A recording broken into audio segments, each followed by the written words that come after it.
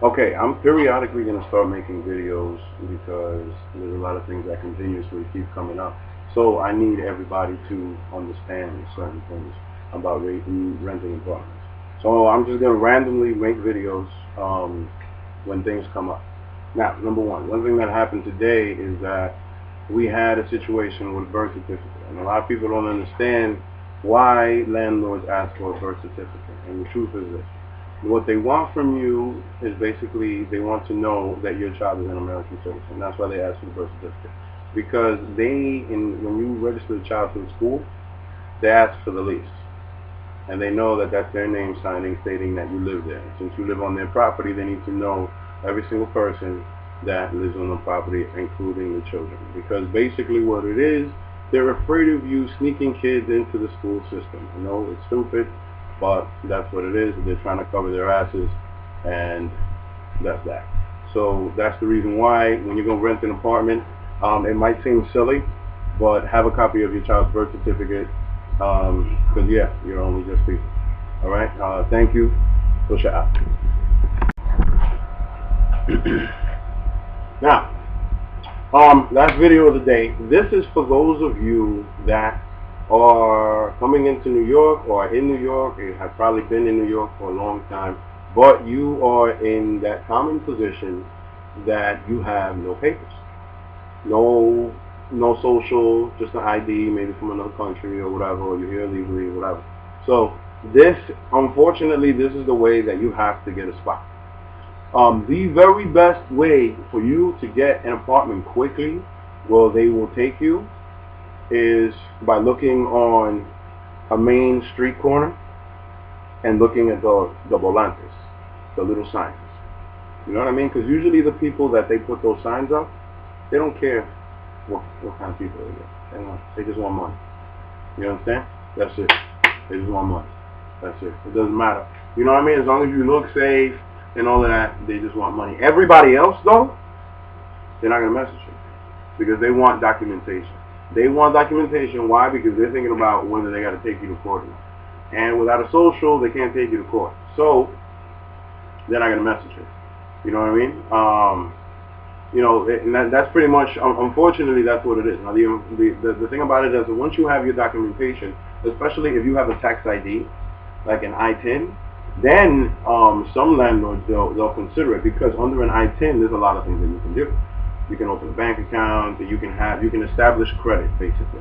And they can check the credit that's under your I-10, and they can use your I-10 to sign up a lease for you. Understand? But the reality of the situation is that si tú no tienes documento, no va a ser fácil. Tienes que ir a una casa privada. ¿Entiendes? So if you don't have any papers, you gotta just look around in a private house. That's how it is. You know what I mean? And see if you can feel out the landlord, and the landlord will let you rock.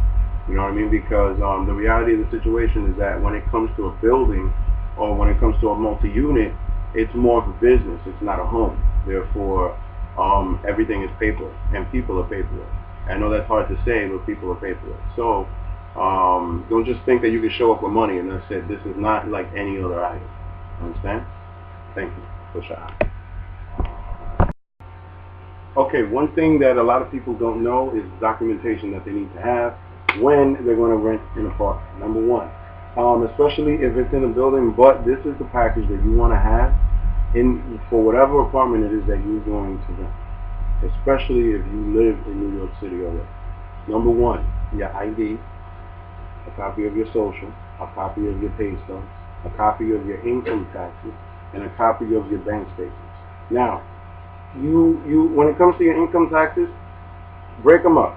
And what I mean by break them up is I have two sets. One set being your full income taxes, and the other set meaning your 1040. Look through your taxes for your 1040, because sometimes the only thing people want is just the 2 pages. You don't have to have the entire stack of papers. You understand? They just want to see basic numbers. Some people, they want to see the full taxes because they think you're lying, because everybody can just make taxes nowadays with quick. Understand? So, like I said before, ID, social, pay stubs, income taxes, bank statements, all of that. Now, if you have a bank statement, please don't bring a bank statement that has $2 just because you got a bank statement. And trust me, I know it sounds stupid, but a lot of people have done it. We ask them for a bank statement, and then they give me a bank statement that says $2. That's not a good look to the landlord, of course. Especially, you're trying to make a money deal with them. So, yeah, don't just look at the paper, and because it's the paper, you bring it. Okay. So, yeah, ID, social, pay stubs, income taxes, no matter what it is. If you get paid in cash and you don't receive pay stubs, the best thing to do is to get a letter from your job, or if you get paid in personal checks, definitely a letter with at least 3 personal checks shown. Okay, because the landlords want to see that you have an income and you have a consistent income. You understand? Those of you that are self-employed, the best thing to do is to get a letter from your accountant. That's the very best thing to do, because at the end of the day, what you have to remember is that you have to give the landlord peace of mind that you're not going to default on the rent. You know what I mean? They want to make sure they're not taking you to court, basically. So I need the paperwork to show them. You understand? And that's that. So if you're looking around, make sure that you have this. Your pretty face, your pretty smile, none of that is going to work unless it's a private house landlord. Now, here's the thing about a private house landlord. The great thing about a private house landlord is that a lot of times they don't know the market. They don't know what's going on. So the only thing that they know is just what they need to pay. You understand? They know the cost of their house. And they know whether the people are going to be nice or not. So here's the truth. This is where racism comes in. Now, people are not going to say racist things, but they'll lie to you and they'll tell you that it's rented to somebody else. But if they like you, and you get in and you like the space, you can have the same rent for 10 years and not wonder and be okay. That's the great thing about a private house. It has its ups and downs. But everything that I said previously really is more for those. Alright? Any questions? You already know what to do.